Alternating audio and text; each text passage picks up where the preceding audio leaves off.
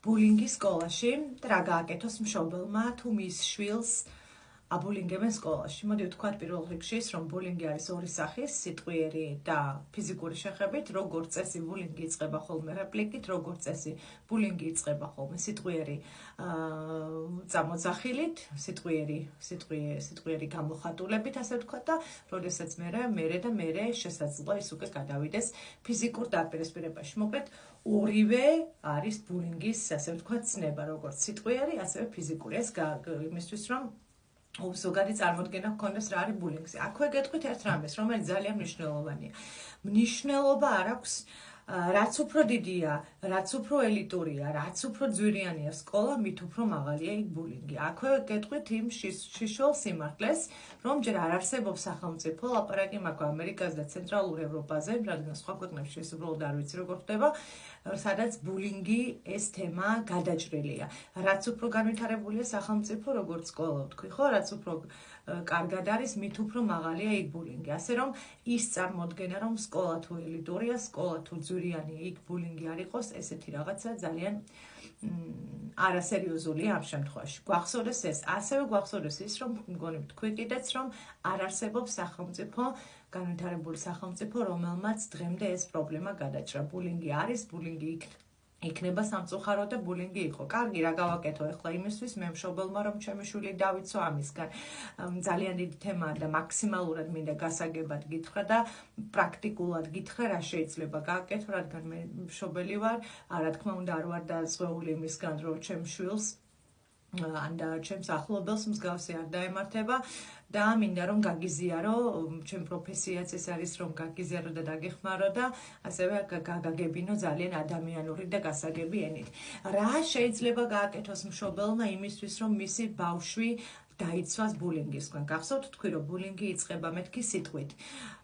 მნიშვნელობა არ აქვს შემს უკანოშე გამხდარო. აქვე გეტყვი იმას, რომ ბულინგს არ სჭირდება მიზეზი. გამხდარი ხარ გაბულინგებენ, მსუქანი ხარ გაბულინგებენ, ოროსანი ხარ გაბულინგებენ, ხუთოსანი ხარ გაბულინგებენ, კარგად სწავლობ გაბულინგებენ, არ სწავლობ გაბულინგებენ. გვახსოვდეს ერთი რამ, რომ ბულინგს არ აქვს მიზეზი. და აი როდესაც ეს ინფორმაცია ექნება მშობლებს, მე უფრო კარგად გააგებინებენ საკუთარ შვილებსაც. კარგი, რა გავაკეთო იმისთვის, როგორც მშობელმა, რომ დავიცო ჩემი შვილი ბულინგისგან. პირველი და უმნიშვნელოვანესი და გეტყვით რატო. აჩვენე შენ შვილს თავიდანვე, სანამ სკოლაში მიხვდა, შენ მას უსმენ გულისყურით, უსმენ მთელი ინტერესით და მთლიანად ხარ მასთან. უსმენ არა ისე რომ თან ტელეფონში ვიხედები, თან ვიღაცას ველაპარაკები, თან ვაუთავებ, არამედ ვუსმენ მას, როდესაც ის რამეს მიყვება, ვარ მთლიანად მასთან ერთად და მაინტერესებს რასაც მიყვება. ეს უმნიშვნელოვანესია როგორც დიდისთვის, ასევე პატარისთვის, რომ ინტერესი აჩვენოს ადამიანმა. მეორე, ეს არის ის, რომ წაახალისე ბავშვი. ხშირად არის რომ მშობლები თერაპიისას მეუბნება მშობელი, რომ იცი ჩემი შვილი არ მელაპარაკება. არ მელაპარაკება, როდესაც ვეკითხები თქვენ აი როგორ არ გელაპარაკებთ, რო ვკითხავ რა ხდებოდა სკოლაში არ მიყვება.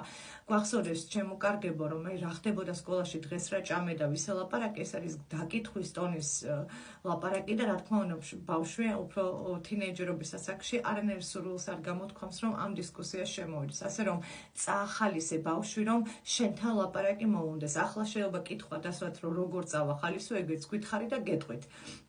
აი მაგალითად საჭმელს აკეთებ და სთხოვე თქვენ შვილს, რომ ირაკლი, მოდი გთხოვ ჩემთან. შეგიძლია ეს რაღაცეები დამეხმარო ამის გაწმენდვაში. ჯერ თხოვეთ მეგობრულად, ხო? ისე სთხოვე, როგორც ჩვენთვის რომ ვინმეს ეთხოვა და უარს არ ეტყოდი. და მაგალითად გეხმარება ჭურჭელს ჩანგლის გაწმენდვაში. შენ ნახა და დაუწყე რაღაცაზე ლაპარაკი, უბრალოდ. მოუყევი როგორც მეგობარს ხომ ელაპარაკები, თქვენ ხო კარგი კომუნიკაცია გაქვთ. ისე დაელაპარაკე მასაც. და ის ნახა რომ შენ თვითონ აი დედა, იცი რა მოხდა რაღაცა სკოლაში ეს თვითონ დაიწყებს ლაპარაკს. შენ ძალიან გთხოვ მეც იგელეგენ ისა შესაძლებლობა რომ წამოვიდეს ბავშვი შენთან სალაპარაკოთ. ასე რომ შეიყვანი ასე ვთქვათ ნელა-ნელა მოანდომე ლაპარაკი. და ასევე უმნიშვნელოვანესი, როდესაც მოგიყვება ბავშვი რომ სკოლაში თუ მოგიყვა ცხადია და შენ თუ ამას ყველაფერს კარგად გააკეთებ მოგიყვება. ქონდა ბულინგს დაცინვას ადგილი, ძალიან გთხოვ დაარწმუნე იმაში რომ რაც მოხდა ის მისი ბრალი არ არის. თუ ის პირობითად ჭარბიწონა და ამაზე დაცინეს, შენ როგორც მშობელმა დაარწმუნე იმაში, რომ ბულინგი თუ მას აბულინგებენ, ეს მისი ბრალი არ არის, მაგრამ რა თქმა უნდა, შენ არა, ეხლა მე მაგათ ნახე რას უზავ და ასე შემდეგ, ეს არა, არამედ აჩვენე მას, რომ შენთვის როგორი მნიშვნელოვანია. შენ გჯეროდეს პირველ რიგში, რასაც ლაპარაკობ და მე დაგიჯეროს ბავშვს, ასე რომ იმისთვის რომ ბულინგის პრევენცია უფრო მნიშვნელოვანი იქნებოდა ავიცილოთ თავიდან მშობლებმა, პირველი არის ის, რომ აჩვენე მოусმინე შენ შვილს ინტერესით, აჩვენე რომ გაინტერესებს, ძალიან მნიშვნელოვანია, მთელი გულით მოусმინე მას. მეორე ეს არის ის, რომ წაახალისე რომ მოუნდეს შენთან ლაპარაკი და ამას სხვადასხვა სტატია მაქვს, როგორ ავალაპარაკო ბავშვი და ძალიან საინტერესოა და შეიძლება მაგაზეც გავაკეთო ვიდეო.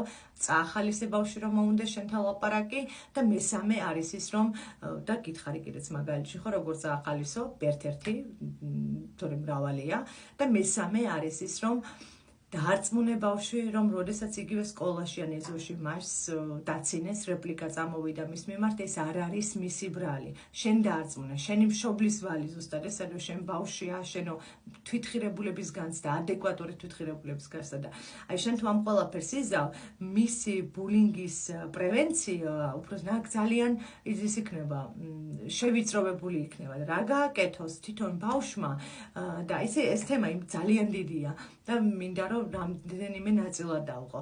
რაც შეეხება ბავშვი როგორ მოიქცეს და როგორ დაიცვას ამ ყველაფრისგან თავი, ეს მაქვს წინა ვიდეოში, რომელიც თუ სწორად მახსოვს, რამდენიმე ხნის წინ ავტვირთე და შეგიძლია რომ სიამოვნებით შენს ბავშვს მოასმენინო, რათა თვითონ როგორც ბავშვმა დაიცვას თავი იმ საშინელებისგან, რასაც სახელად ქვია ბულინგი.